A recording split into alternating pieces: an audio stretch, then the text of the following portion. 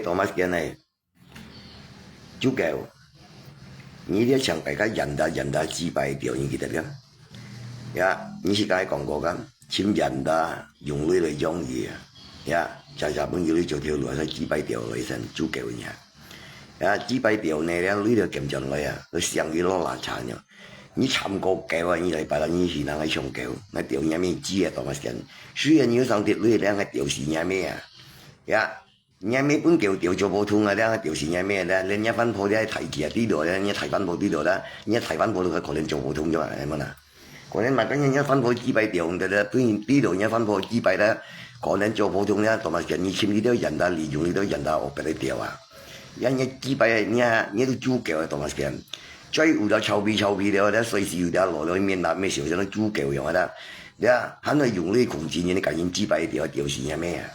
你睇下多麼神！呀，你啲愛唱狗，你參過狗啊？呀，人知咧，你啲追落啊，掉是嘢咩好啊？嘢咩咧幫白學生做普通啊，咧時辰本人掉啊！呀，佢跟交羅婆人做普通啊！呀，多麼神！我講你睇下，呀，愛狗嘢咩擊敗你參過狗啊？你睇下多麼神！你最尾咧，你講冇人咁對你啊，就因為擊敗啊，親戚不如咁實你啊，就因為知啊。你把你有你想行啊，親戚會俾你扣個愛，你解讀音名我能喺咁大你讀音名啊，就因為擊敗我，知嘛？啊，人家人愛咩？愛人女嘅擊敗啊，講本地道你擊敗，你梗係講意識嚟份嘅意思啊。啊，實東生啲本身都做條路擊敗係掉，唔係用嘅意思，咪本身都夾上來啊，擊敗係硬嘅攀你啊。你都唔知小呢啊，多麼神！有咩搞到你上人哋戰爭要做人哋出來啊？就有咩擊敗，你冇人哋講咩？你咪驚咧？有咩人講咪擊敗？啊！你有咩幫白後生做普通啊？時辰本意掉，因為人家攞少肥咯啊！你發財咧，唔知佢騙出來，你冇掉錢有咩哦？又依一啦！啊！神大一班，明冇啦？呀！人哋都人大擊敗本意掉，有咩嘢衰擊敗？有咩講咧？擊敗不似本意掉，有咩啊？係冇牙擊敗本意掉啊！呀啦，我啲講啲未收，要呢種人da，養人da。而且本身上 M 呢有冇做條路啊？條支幣唔係咧，呢夾上嚟咧就點啦？成日你解講你威個，你都唔知少呢度咪人舊你少你進出來啊？你冇睇真係你要上啲女咪響啊？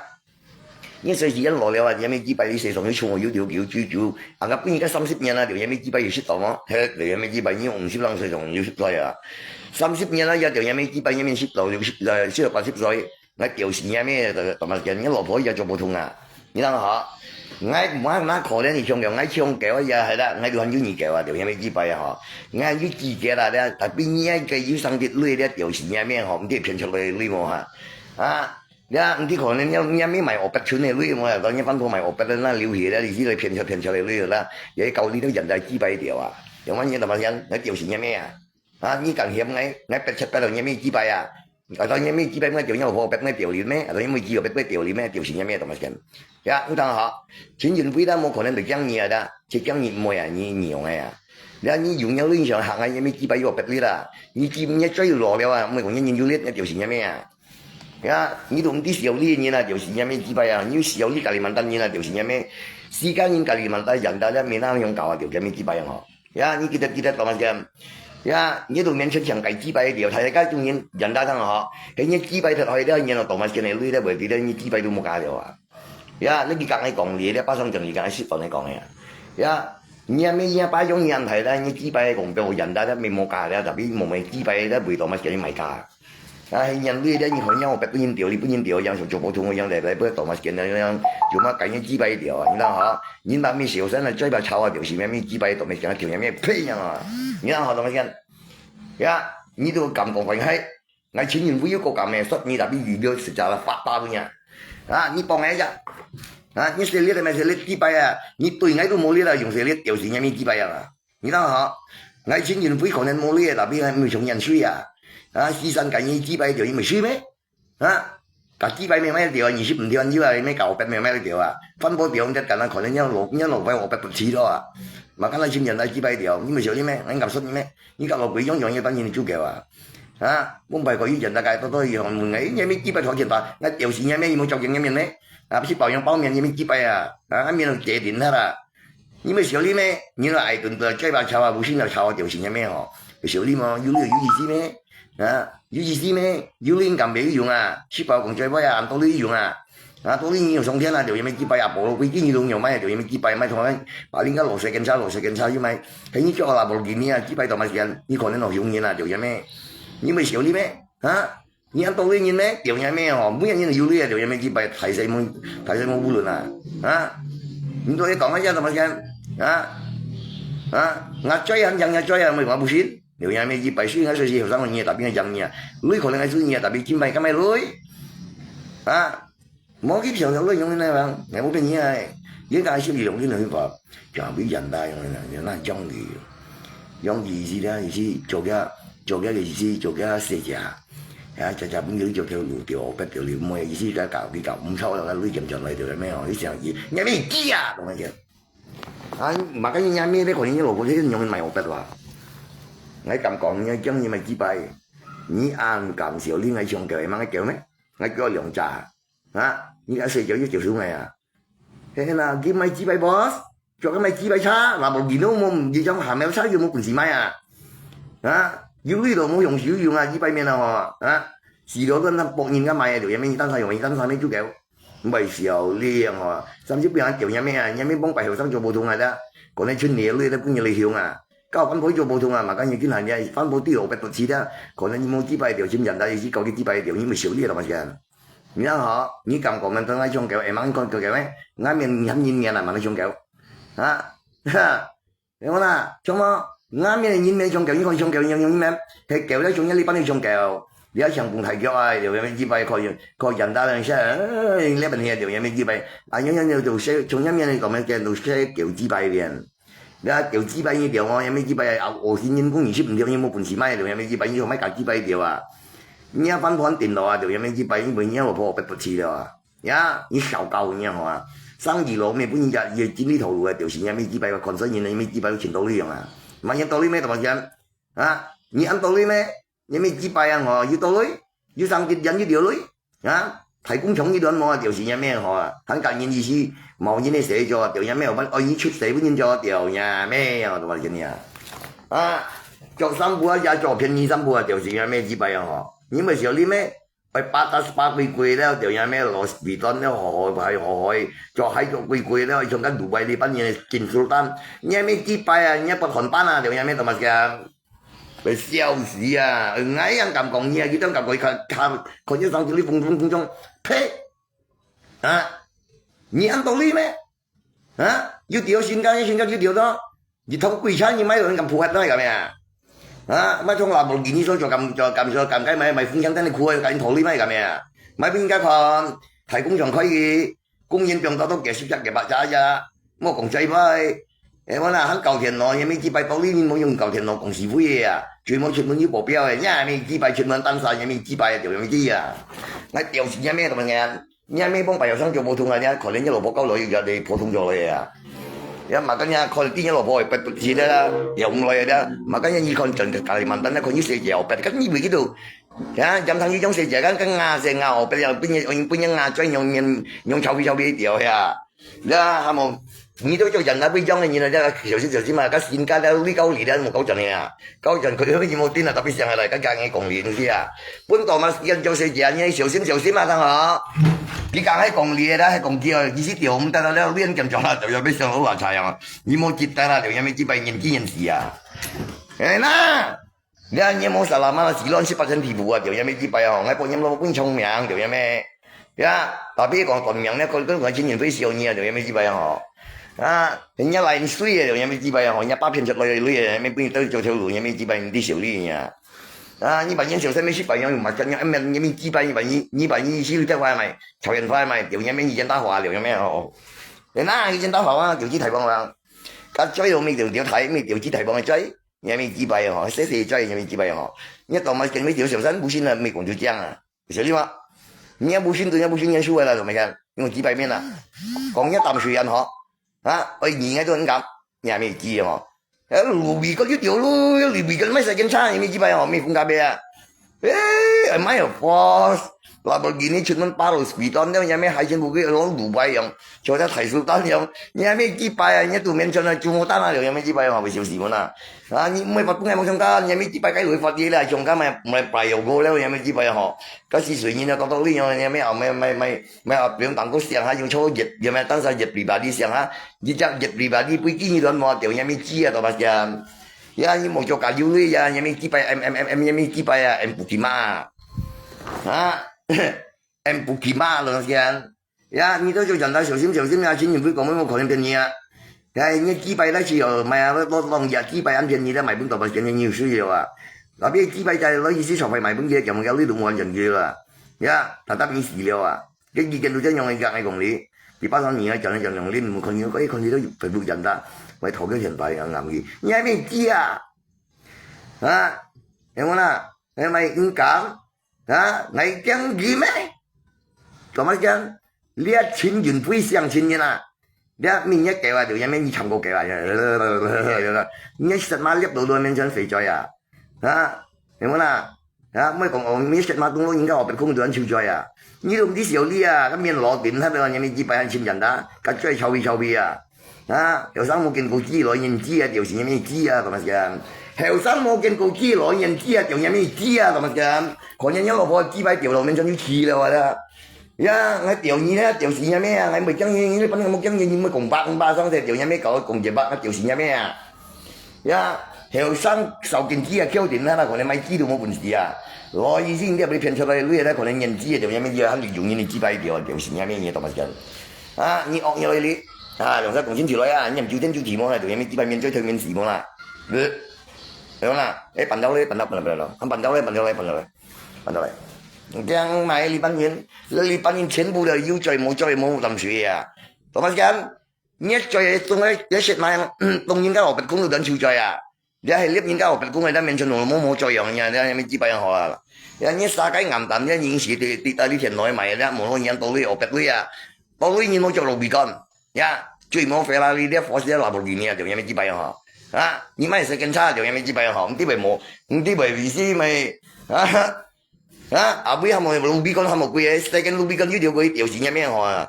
啊！所以我望過見下條有咩支幣路邊講咪效應，買阿發最先係你會見下條有咩支幣有冇本事啊？條線有咩學？啊！同埋唔敢驗幾多條有咩支幣啊？你冇支幣啊？條線有咩啊？啊！呀！你本條條有咩學不如嘅幾種樣啊？呀！我都講啊！啊！你買無啲費差冇條有咩支幣？買細間咪應該從事麼？有咩咪話價差冇？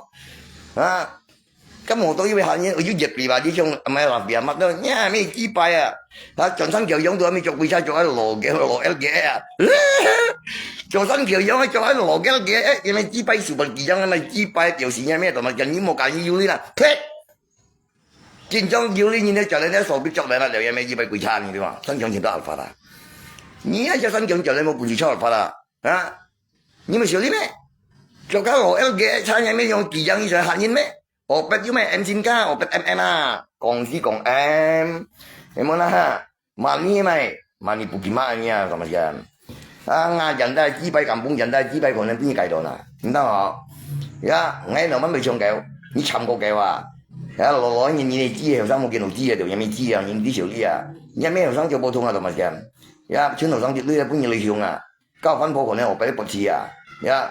基本以前話按成實啦，都會似十字樣啊！啊，要上條路上係向人咧，人哋支幣用呢嚿咩？有咩支幣？有咩支幣？有咩用呢嚿嚟啊？唔係講一路我賣支幣用呢嚿嚟，你要賣支幣啊？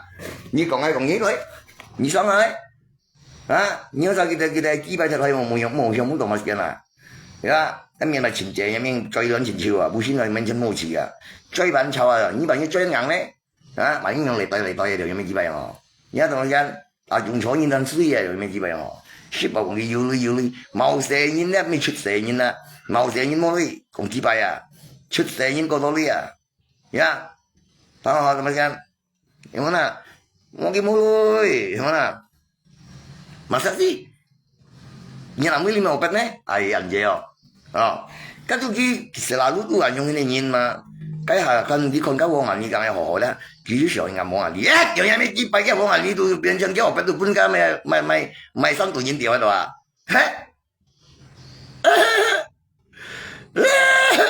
大馬嘅冇識白包，咁最前朝冇點大馬嘅條嘢咩幾百二年咧，冇要見面一款啊，條嘢咩幾百啊，咁面白開而家佢嘅面而家佢嘅面佢嘅面中面嘢咩幾百又啱牙分半嘢落去啊，啊，咁半夜佢嘅面被受傷咯，啊，嘅面咧冇人啊，嘢咩幾百，咁面借晒人已經被事啊，啊，人人嘅面咪啲啲條線了啊，被事啊，大馬嘅後班係冇嘢嘅，可以尋個嘅話，尋個不都嘅話。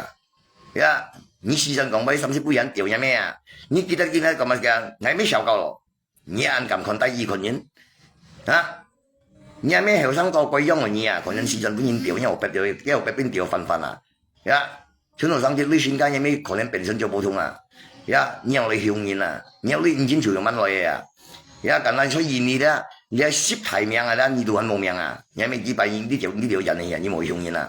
Chọn sẵn kiểu giống như cho quỳ xa thì mấy à phần sáng như một phần gì cho à hắn cho cái LGE như mấy kiểu ship theo trái chân đó à mấy xíu đi mấy ở bên tôi đi nhìn à ở bên tôi đi nhìn à nhiều mắt là mọi người tôi đi nhìn nếu còn em xin cái em như mấy chi à ở trong cái liệp hình như cái giờ hạ chọc của một tao còn sống em này nhập phò xíu một tôi bị khơi nhà này chứ vậy à nhớ cho cái lọ LGE em kiểu ship theo à chỉ bay miền tàu bay kia à mấy lũ bị con mấy xe cảnh sát thì mấy điều quý còn chỉ bay à nhà à hiện tại chỉ bay con ngàn là mấy cái nè ya lấy đi lấy đi aja ha lấy đi nhà mấy chỗ bổ sung à đó mà xem ya opet season cũng nhìn tiểu còn nên mà cái nhìn ya gì lỗi như câu rồi mà giống như trình đúng hiểu rằng sau kiện chi đó mấy lỗi nhìn chi à điều gì mấy điều nhà mấy chi à đó mà xem ya追求比對啲上你話條有咩紙幣啊？啊，你後生受條資金，咪跟我前人資金，抗戰人大資金，用呢教緊，你咪少啲咩？條嘢咩？你見上我而家睇見見資款咧，我俾不似了啊！本身就身上可能乜因素，條嘢咩紙幣嘛？啲錢我俾你人調資調到啊！條嘢咩紙幣？呢一蘿蔔線間我衰呢啊！你講最威啊，老闆嘅啊！錢原本慢慢可能被將嘢咩紙幣你明係有呀？你paham? Hah? Ham gilai. Còn anh chơi à? Hồi có cùng mình chân soi luôn cả mà, mấy chỉ phải gọi nhìn ấy luôn cả mà, anh còn lấy. Nhìn mang tuyệt lời à? Ya, như ta bao vụ rồi à? Ya, như xem là lợi dụng ấy mấy? Lợi dụng đó rồi mà chứ? Hả? Mẹ, kiểm soát. Thầy trong kinh ngày lần dân nhà ở tiếng gì kinh hà đường số chỗ kinh hà số vị trí số vị trí trận ngày bốn mươi cái rồi như còn chi bài à ngày hạ đã nhìn nha ngày 10 hà ya như còn nhìn ơi bốn nhìn còn bằng cái điều gì nha mẹ như tay tóc đi lên là ya dịch propose tay lên một trong con à ngày bị chăng gì mẹ ha ngày này sao nhìn miệng là yêu gì à ha yêu gì á à chỉ có con là sao yêu gì冇gì cả à nhớ cái xỉu như sợ hạng ấy như bằng cái tầm bà lai này hả ngày mấy tầm bà lai đó cũng nhìn thần hài đó nhìn chia rồi mà chuyện hả ya ngày mấy tầm bà lai cũng nhìn thần hài à như biết đó như mày học sao nhìn đấy hả cái hài như mấy trường đi sáng giờ nó gọi họ đi coi rồi còn mấy tay bầu béo à như mấy chi bay à tay mày béo như béo cầm xì mấy ngày béo cái xì chiêu à rồi mấy à你错啥咁半嘢？你把你已經熱烈咪？啊！你錯啥咁半嘢？條嘢咩知把天團咁半嘢啊？條嘢咩知？啊！你錯可能中意咪半嘢啊？條嘢咩哦？啊！係要邊要講民國嘢咩知啊？該幹嘛邊度民國啊？啊！香港講咪？你錯我講，你兩時轉都係冇問題啊！你只要講係搞到啲啊，嘢咩知把嘢係掹特別啊？呀！條嘢咩？講你點時陣啊，就叫他媽嘅，你點時陣係千元杯條冇經驗，該下呢講熱呢你陣呢度很咁熱嘅，條線係咩啊？你冇多講個人啊，呀，你冇多講個人啊，kiếm chiêu，我博你2萬2毫冇講呢幣啊，點技術法價格你做條嘢咩都咪冇乜，你點？我咪問你好啊，呢個人就呢個人。條嘢咩嘢？你多大一个事情？那需要人用呀？呀喵你！你是搞咩行嘅？你啲是咩講？唔啲又咩？你又做何人？媽咪，何鬼喺度啲又揾做？你每ngày本人物係啦，我명상啊，係唔信咧？你知樣嘢啊？知拜面人好，我肯見何人？你講意思，你講係萬無萬人。我本人少啲人咁到幾多人？我屌事呀咩？我有做人啊！啊，我人都係咁講呢頭話。ขึ้นยันไงเปี่ยวยินได้ยินสิยุไงยันยินหมดจำกูละไงปุ่นยินเฉียวที่ตัวมันยินกับผมกี่ตัวยินนะฮะเสร็จแล้วไงฟุยตับกี่ตัวยินยังไง20หมดถึงยินเนี่ยไม่เจียบุยเสียระฮะไงยินยันเดียวอัมยินบุคคลยินปุ่นยินก็สิยุอ่ะนิ้วก็ไม่ไปกี่เท่าไหร่นิ้วก็ไม่ไปกี่ปุ่นยินดูมันก็มากี่ตัวยินเนี่ยเดี๋ยวเนี่ยไม่อ๋อngay với thà anh nhìn lời ngay còn mấy nhà mi chi nhà gặp ngày này á nó tiểu sĩ nhà mi họ nhìn lười mi ngay nhìn tôi nhiều rồi những cái gì trên là bị bệnh như tiêm bao giờ hả em ăn nhang em mi nhìn mấy kỹ theo tôi nhìn nhau hình kỹ theo bỏ tiếng ngay phải cái nó ba mươi nhìn được một cọc hả như vậy tiêm đi cho người chỉnh sửa nhau còn nhau hình ngay phi tập nhìn lời còn mấy đấy như này sao như cái bộ béo à ngay vậy còn nhiều văn béo ấy ngay chỉ mà nghĩ cô nhắn như cho những con nhắn này ra đi con nhắn này chúng ông ai chỉ đúng đi con nhắn à ơi xí lên đi con nhắn à mới còn khó nhà mèo với mấy bằng áo cô nhắn à cô nhắn cái nắp à hả cô nhắn mấy cô nhiệt mấy cô nhắn nguyên như đâu hiểu cô nhắn à chỉ bài miền nhà họ như phiền所以你变讲你再骗人去了。個人即係財產龍，我做手先生冇啦，我要你啦，因為你知係猛肯你知我，我屌事呀咩？我要人，我因為想我就失啦，喺度乜嘢？佢追啲臭味冇啦，你咩幫白後生做冇同啲讓我啲你肥啦啊！你可能一路你咩村內先家咧，可能交老婆可能做貴啦，我不得知點，等到咪盡私家呢簽人啦啊！你問人小心咩？你講一下，你一面咧就要就對得就了啊！係啱面上橋的，你是叫一面未小心嗎？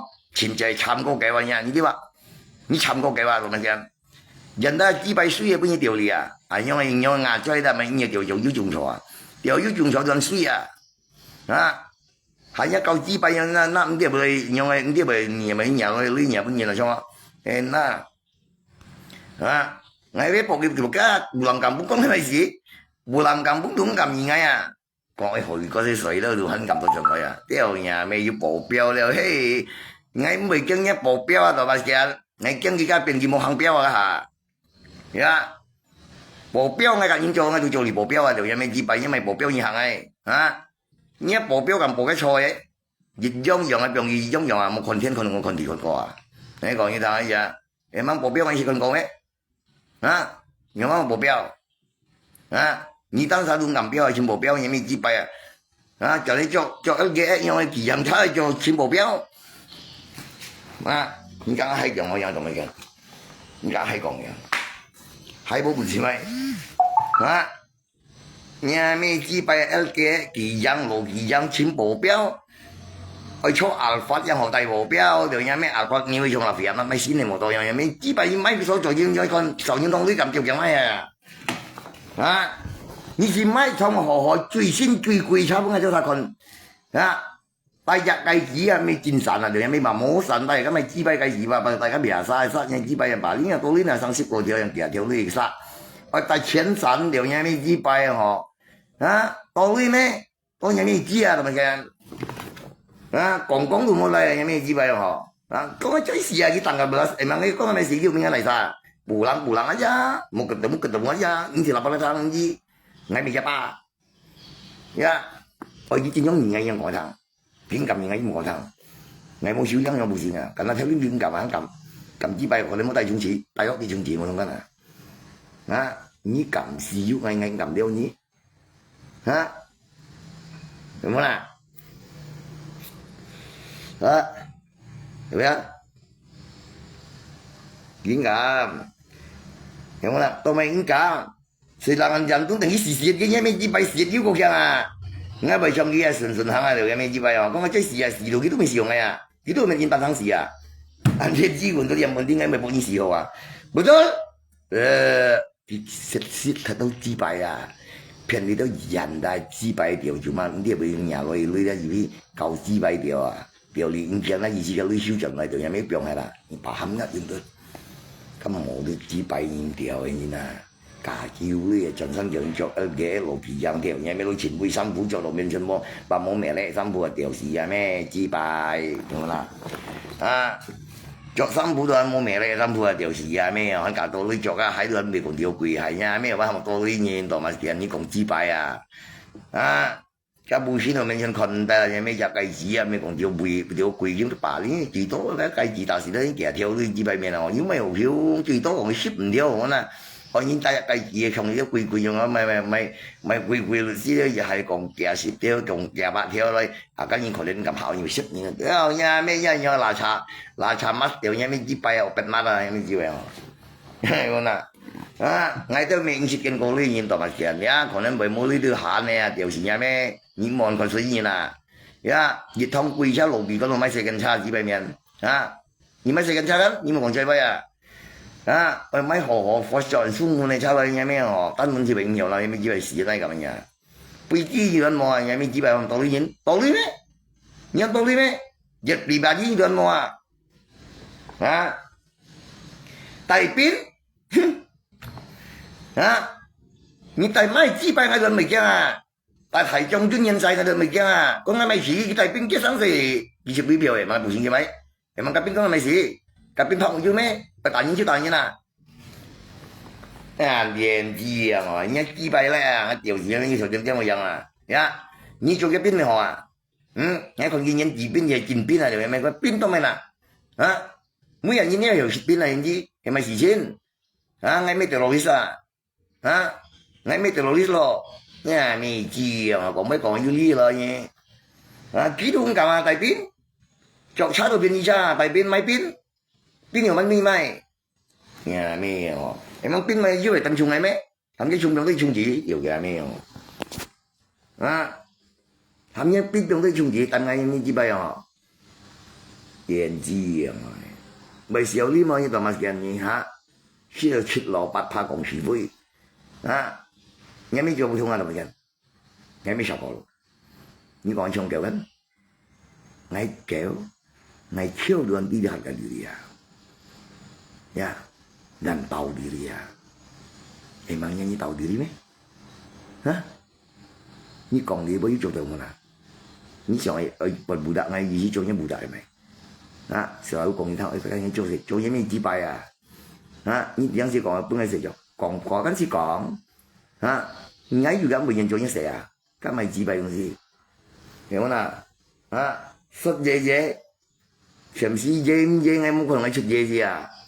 我失年嘅嘢我打算啦，任何講人家睇下下無意失嘅嘢了啊，selama你mang penong abusin啊，你mang出嘢mang出笑啊，人mang出頭嘢啦，你mang何講威啊，就叫做乜嘢？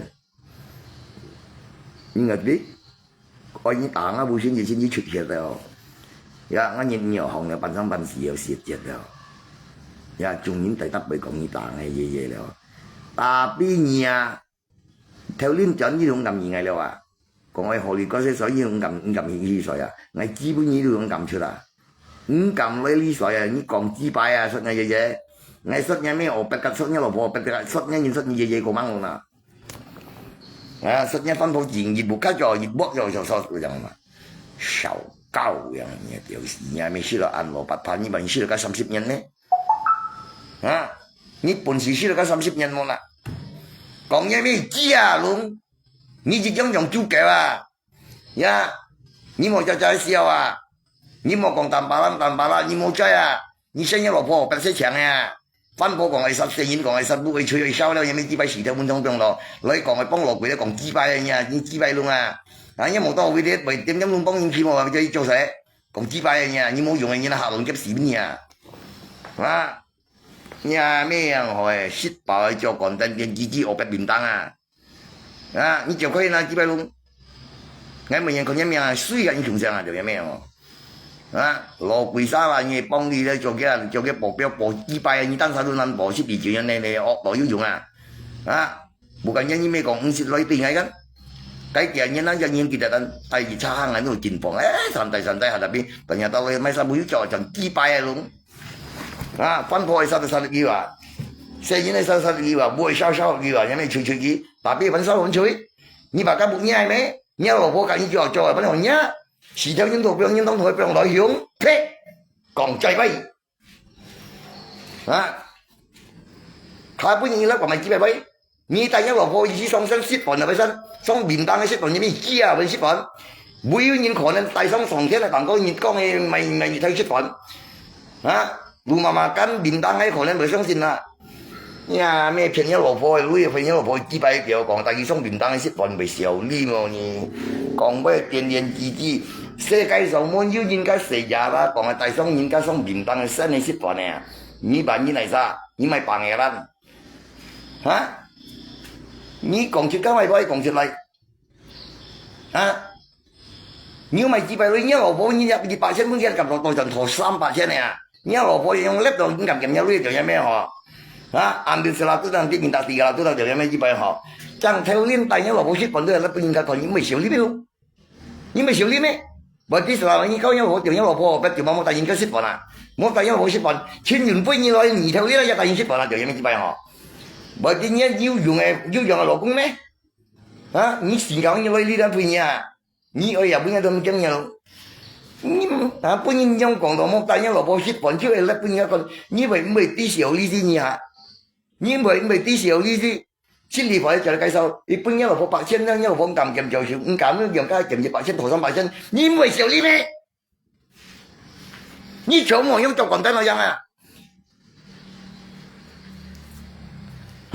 hắn có tay nhau là bộ sống bình tăng hay sẽ còn như còn chưa lấy bấy lọ miếng hay xíu lý nhiều xíu lọ chít lọ bắt lọ còn tiền chi với kiểu nhà mẹ sao còn là hắn là nhà này日本時代一部破便當識冇，但係飯店啲狗要攝人啊，狗第二呢樣嘢咩？因為破呢條水嘢俾帶出嚟喺100米上一路破，喺啲出到女出28%咯，條嘢咩出到水女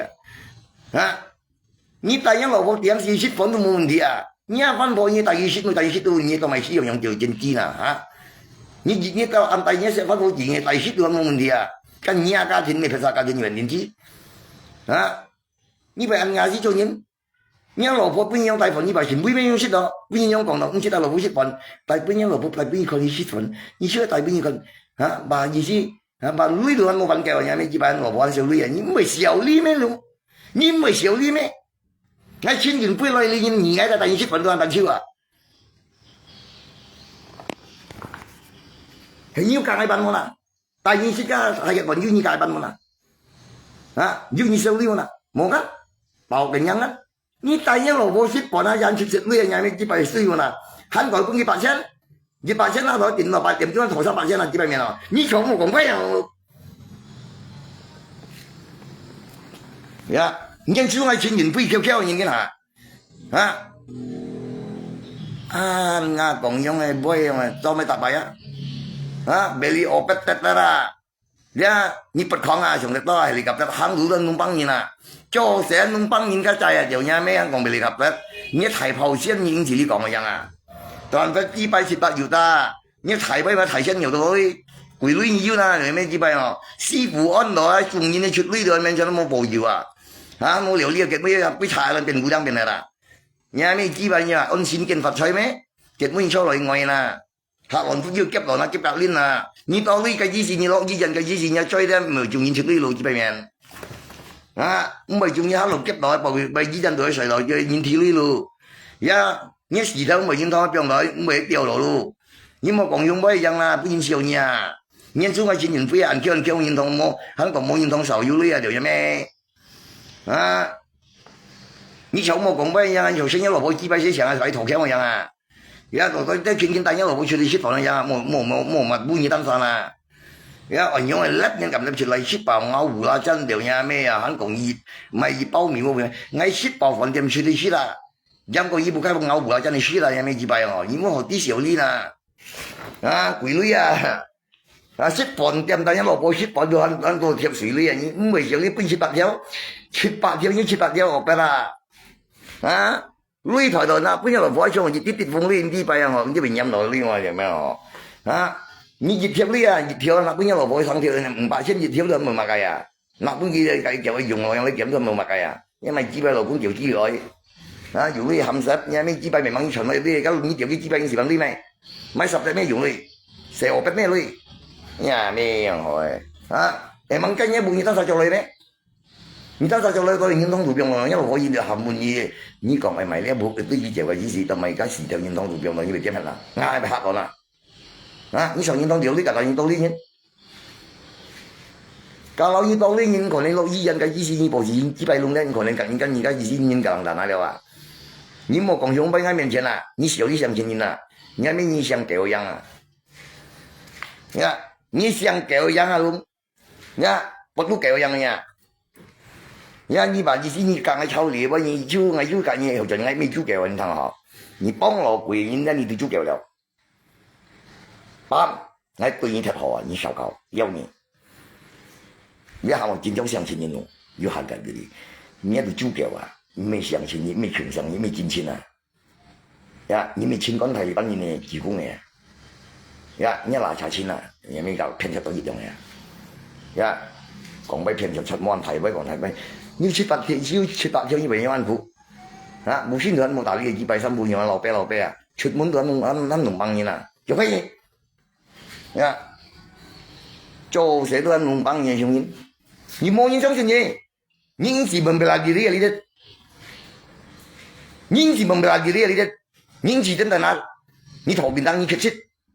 錢要飛到呢邊，唔好求便當嘅，挑到我求便當啊，玻璃落去，啊，你冇對ngay đâu luôn，呀，你就可以了，你冇識你就要幫住誰，呀，乜嘅生性你都可能要講，惡來要用啊，你扮樣咪跟你惡啊，你惡多嘅啲，呀，你話挨到先時之拜講俾明年自知，啊，我按而家書咪用托腰，啊，一睇到公園都按我之拜面啦嗬，冇講真係。 屌你过来了，我被你弄你没眼笑了，啊，你骗你么啦，有没有？都没被matikan lah，啊，都没被matikan lah，你ở lại mang thịt lại à？ngay chín chuyện quý mà nó bị hại, bom bảy ni còn theo kinh mà nó yếu xảy ra ngay bị căng nhẹ,你三条样不就？ 你来医生，上来，啊！你个切的，你敢讲你叫落贵保镖？